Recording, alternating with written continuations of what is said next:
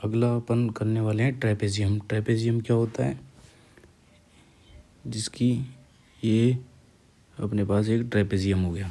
ठीक है, तो ट्रेपेजियम के सबसे पहले एरिया, ट्रेपेजियम को हिंदी में बोलते हैं समलम चतुर्भुज। ठीक है, तो समलम चतुर्भुज का एरिया कितना होगा, 1/2 इंटू ब्रैकेट में समांतर भुजाएं। समांतर भुजाएं कौन कौन सी है, ये वाली और ये वाली। समांतर भुजाओं का योग, जैसे इसको अपन ने मान लिया ए बी, ये सी, ये डी। ठीक है, समांतर भुजाओं का योग ए प्लस बी, ठीक है, इंटू और इनके बीच की जो ये हाइट है, हाइट इंटू एच। ये अपने पास हो गया ट्रेपेजियम का एरिया, समलम चतुर्भुज का एरिया। नेक्स्ट पोर्शन अपन करेंगे समलम चतुर्भुज का परिमाप। सेम वही समलम चतुर्भुज का परिमाप का आपको मैंने बता रखा है। जैसे कि कोई भी ये हो गया तो इसके अंदर ए, ये बी, ये सी, ये डी, टोटल यहाँ से लेके ऐसे घुमाते हुए यहाँ तक की दूरी, यही होता है पेरीमीटर, जो कि कहलाता है समलम चतुर्भुज का परिमाप। तो क्या हो गया, A plus B plus C plus D, जो कि ये दे रखा है।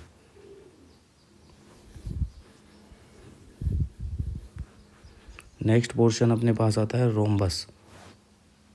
रोम्बस को कैसे करेंगे, रोम्बस अपने पास ये हो गया रोम्बस। ठीक है, रोम्बस की चारों साइड बराबर होती है। इसको रोम्बस की अपने पास चारों साइड बराबर हो गई। इसको ए, ये ए, ये ए, ये ए, ठीक है, ये ए, वेट, ये हो गया ए।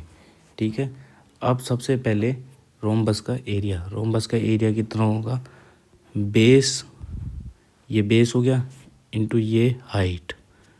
ठीक है, तो एरिया ऑफ रोम्बस, एरिया क्या हो गया, बेस इंटू हाइट। ठीक है, दूसरा समचतुर्भुज का एक और क्षेत्रफल होता है, जो कि अपन कैसे निकालते हैं, अभी ये इसकी साइडें मान लिया अपन ने, 4 साइड हो गई। ठीक है, चारों बराबर होती हैं। दूसरा क्या होता है, एरिया का फॉर्मूला ये एरिया। ठीक है, 1/2 इंटू ये डायगोनल फर्स्ट D1 और ये डायगोनल सेकंड D2, तो हाफ D1 इंटू D2, ये दूसरा फॉर्मूला होता है अपने पास रोम्बस का। ठीक है, रोम्बस क्लियर हो गया, रोम्बस के सारे पॉइंट्स क्लियर हो गए। ये अपने पास ट्रेपेजियम के सारे पॉइंट्स क्लियर हो गए, रोम्बस के सारे पॉइंट्स क्लियर हो गए। अब अपन आते हैं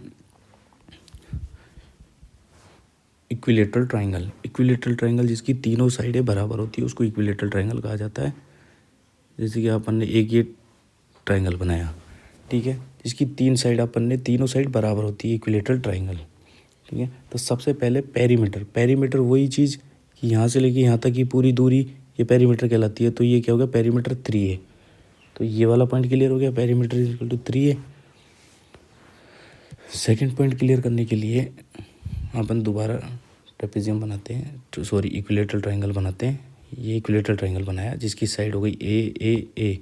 तो सबसे पहले समबाहु त्रिभुज का क्षेत्रफल, मतलब area of equilateral triangle is equal to √3/4 और ए स्क्वायर, भुजा का स्क्वायर, कोई सी भी एक भुजा, तीनों बराबर है, भुजा का स्क्वायर। ठीक है,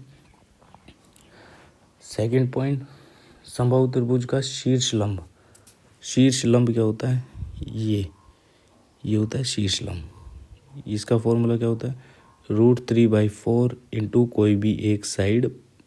एरिया में तो ए स्क्वायर होता है और शीर्ष लंब निकालने के लिए ए होता है। ठीक है, इसके पॉइंट क्लियर हो गए। और इक्विलेटरल ट्रायंगल में हर एंगल 60 डिग्री का होता है, ये बात ध्यान रखना अच्छे से। ये बनाया तीनों एंगल्स, ये हो गए 60 और 60 के, तीनों एंगल 60 डिग्री के होते हैं। ठीक है, इक्विलेटरल ट्रायंगल अपना क्लियर हो गया। अब नेक्स्ट पॉइंट पे आते हैं अपन, स्केलर ट्रायंगल। स्केलर ट्रायंगल वो होता है जिसकी तीनों भुजाएं अलग अलग होती है। जैसे अपन ने बना लिया कोई भी, ये एक स्केलर ट्रायंगल बन गया अपना। ठीक है, इनके तीनों एंगल भी अलग अलग होंगे, ये तीनों एंगल भी अलग अलग होंगे। ठीक है, तो सबसे पहले इसका क्षेत्रफल क्या होता है, हेरो का सूत्र होता है, क्योंकि एरिया इसका होगा